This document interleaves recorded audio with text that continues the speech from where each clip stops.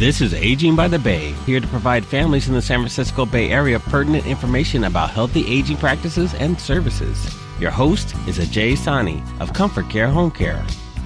Good morning and welcome everyone to Aging by the Bay, where we provide families in the San Francisco Bay Area relevant information about healthy aging practices and services. I'm your host, Ajay Sani from ComForCare Home Care.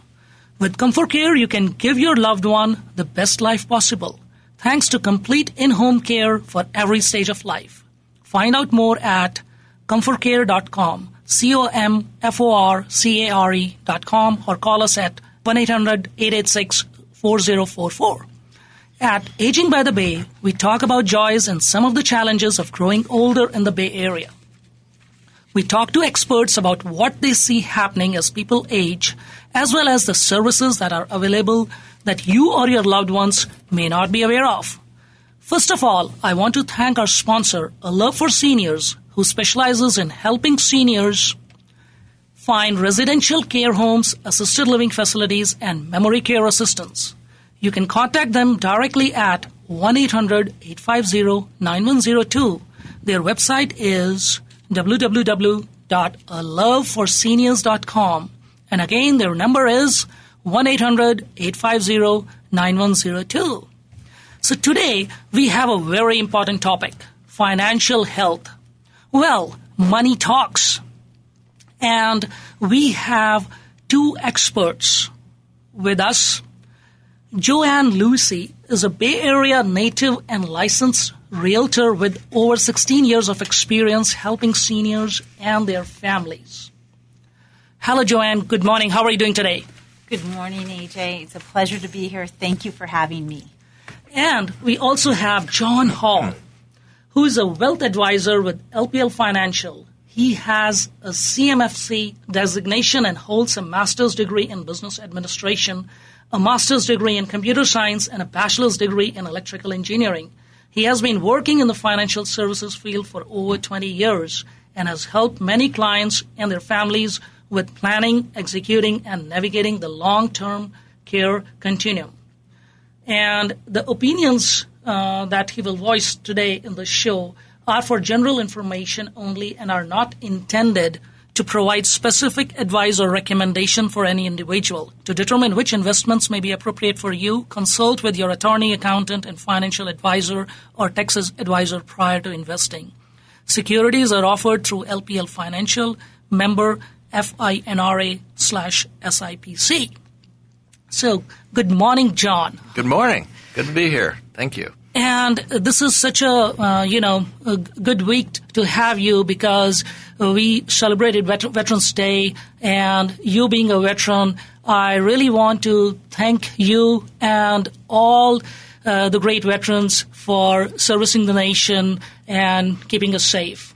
So we really appreciate it. Thank you so much. Well, thank you, and you all were worth it, so I appreciate it. Thank you.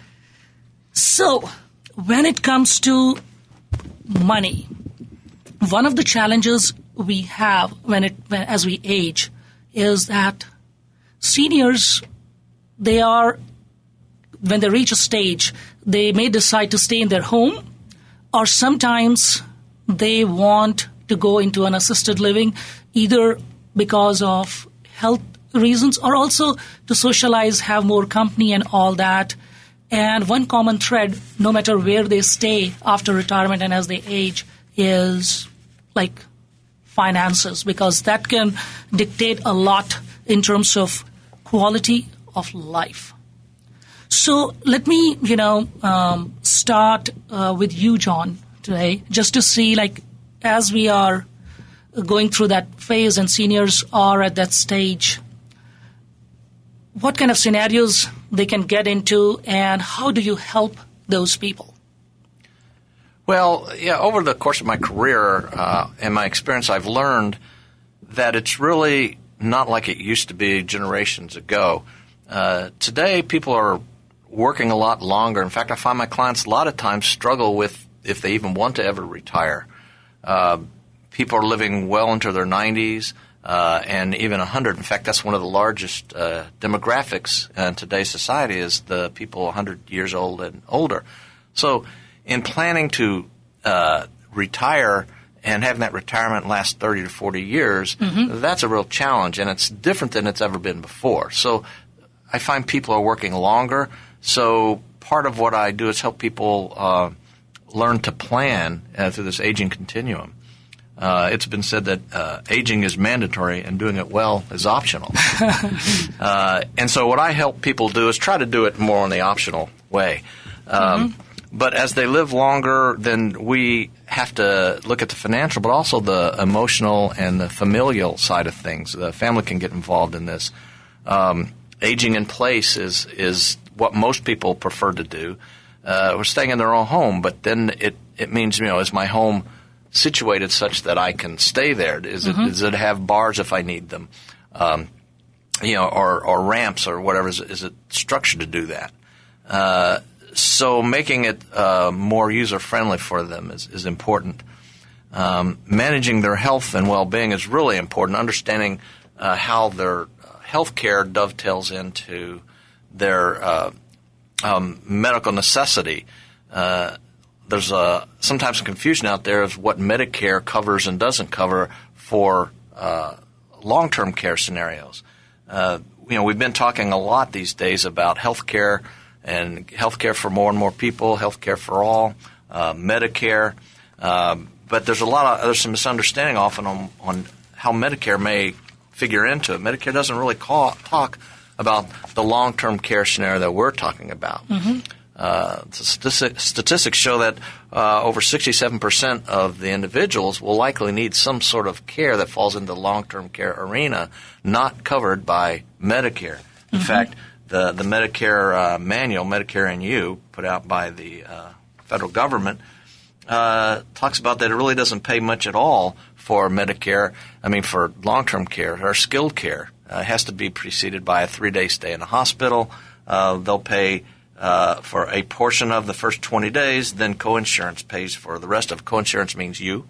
And after that, Medicare pays nothing. So the planning process must include the individuals and how we pay for it and how we're going to do this. And it changes as time goes on. We may change our location. So understanding that's important and providing that care, whether it's family members. I have a lot of clients say, I'll take care of my mom, but do they really know what is entailed in taking care of mom? One of the things that I help educate with our families is thinking about how we are able to we're not trained to do that. So I find that sometimes role reversal takes place. We might treat our parent as a child. Like, Mom, you don't need to be doing this. Mom, you don't need that. Here, Mom, do this. And I think one of the biggest things we need to really work on is dignity, helping people maintain their dignity, because we can easily take it away, but we probably ought to think about, should we? So how do we handle that dignity?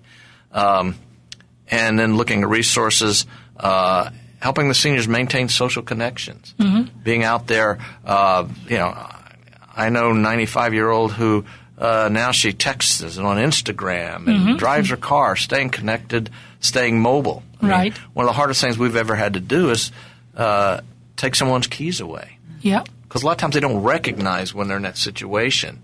And finding a way to do that as a family unit is often a challenge. But there's Uber and those kind of services, Lyft and in taxis and delivery services that we can bring to our door. So keeping our mind sharp and relevant is all a part of it. So there is one thing that, financially, what I see is planning, and that's what you mentioned in the beginning. So there are two aspects of it. One, plan as soon as possible, because the time is always now, not in future. So that's one area. You may highlight a little bit like how you help in the planning when people are, I would say, in their younger age, as soon as they can. But also, how do you help people who have reached that stage, who have retired? Now, what are the options they have based on whatever they have done in the past? So maybe you can shed some light on that. Yeah, okay, that's good. Typically we plan for retirement, and we've got maybe a nice nest egg, but when long-term care scenario comes around, how do we pay for that?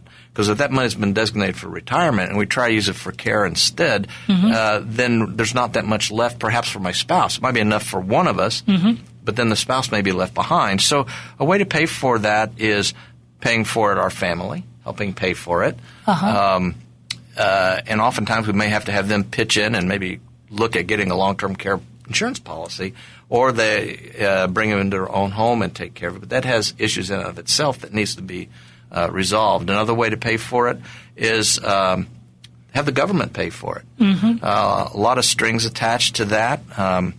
You have to qualify financially. You pretty much have to use your own assets first and spend it down to where you're more in the needy arrangement, where now if you show that you don't have any assets, then the government steps in.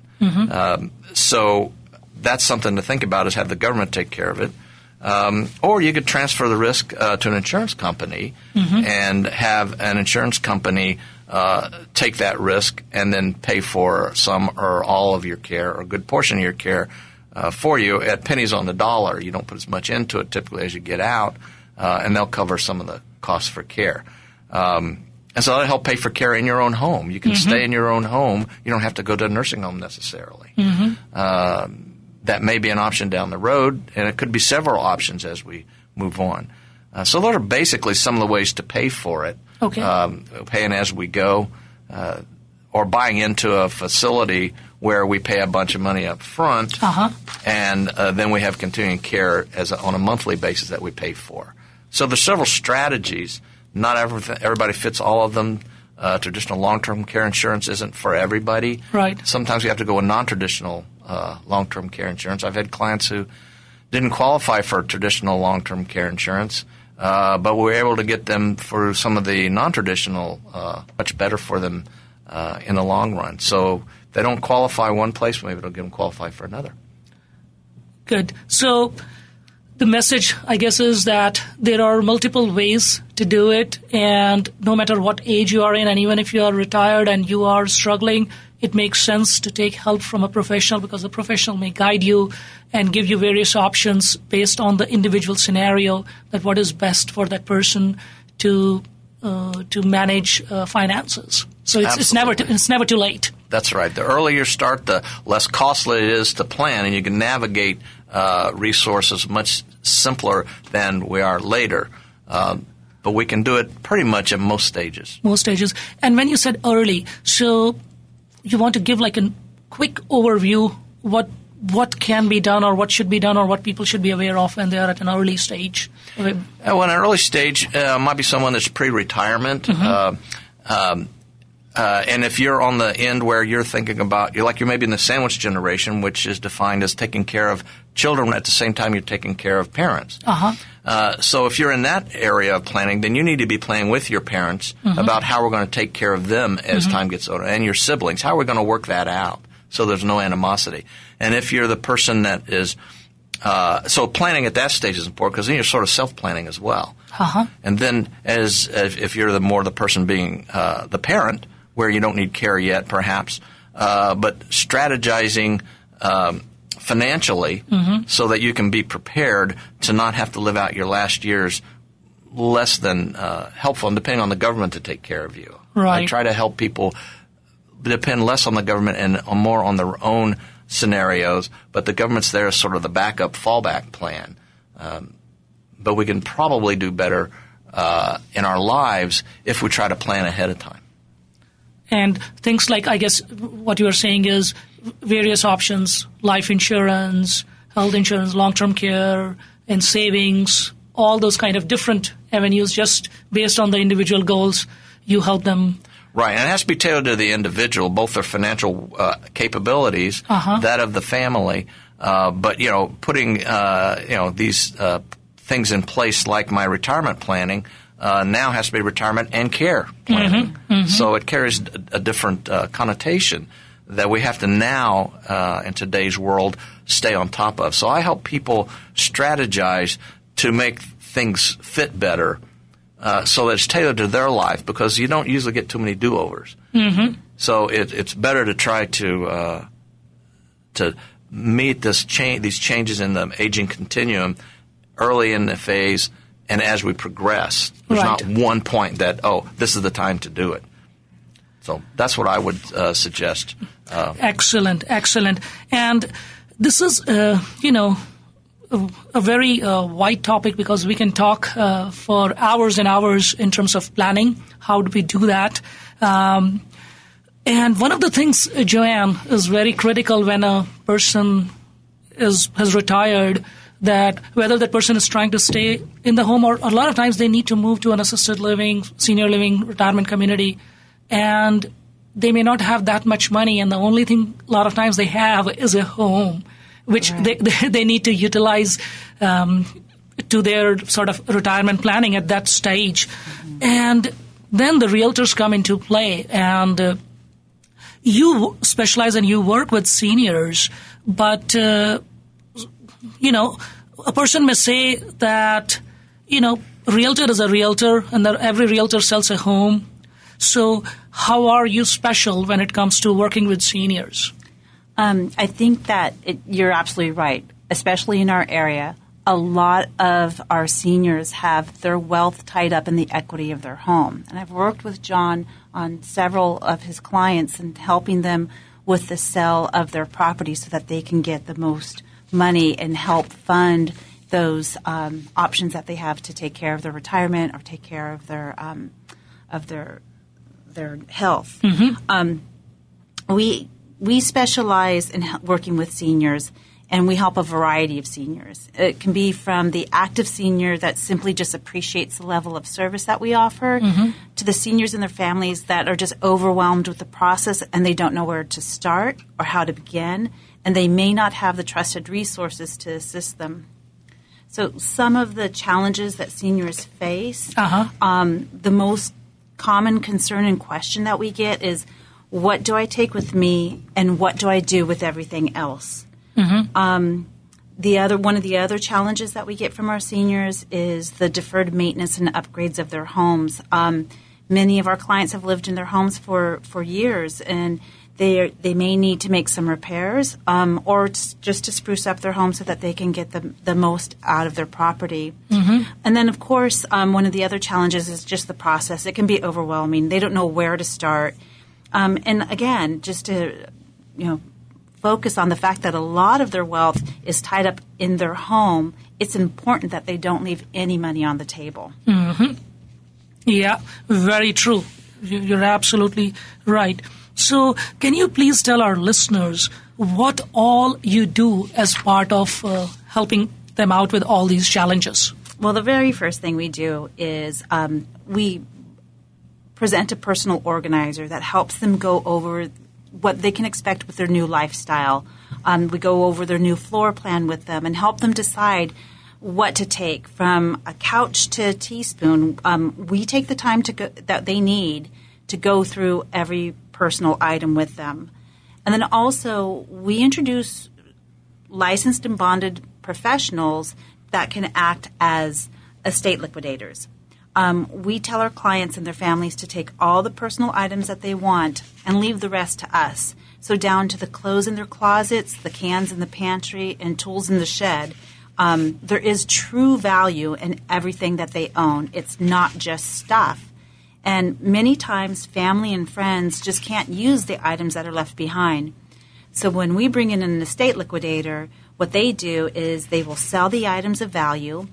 They will donate the items that have no value but are still usable, and then we'll recycle any item that cannot be used. And then those estate liquidators, they leave the home broom clean for us to prepare for the home for sale. So that's how we handle their personal property and helping them identify what they can take with them. The other thing that we help them with is deferred maintenance and upgrades. Like we mentioned, most of our clients have lived in their home for many years, and they may need to make some repairs or just spruce up their home. We help by making recommendations and providing resources and even paying for the repairs and improvements up front. Wow. With no fees or no interest. The cost for the repairs and the improvements come out of the seller's proceeds, but it comes out at the end of the transaction. And most times the amount that they agree to to spend or authorize on repairs and improvements will help them net much more. So if they don't have the cash available to them, we help them with that by doing the work, and we have the resources that can do the work, but they can also select their own resources. So it's important to know that if they have a favorite contractor, or a favorite painter, favorite gardener, we can utilize those resources as well, so that they're using professionals that they trust, but we do have them available for them. I guess in summary, what we do is we listen to their needs, we create a plan and break it down into manageable pieces, and then we help by assigning resources, getting estimates, and setting deliverable dates so that what was otherwise an overwhelming process is now a step-by-step plan that will help them achieve their goal of moving and preparing their home with less stress, and allow them to net more for their home. So, of course, they'll have more for their care and more for their retirement. This is really useful, especially I like the upfront financial support, because that can be a huge thing to enable them to get the maximum buck out of the sale. Right. So this is really good. So, what areas you cover? Well, we cover the East Bay. Okay. So our clients are anywhere from Oakland, Berkeley, up to Brentwood, Antioch, Pleasanton, Livermore, down to Fremont, Milpitas. We have a wide umbrella that we can cover, and we have other experts that work along with us. So we can help a variety of seniors that need our assistance.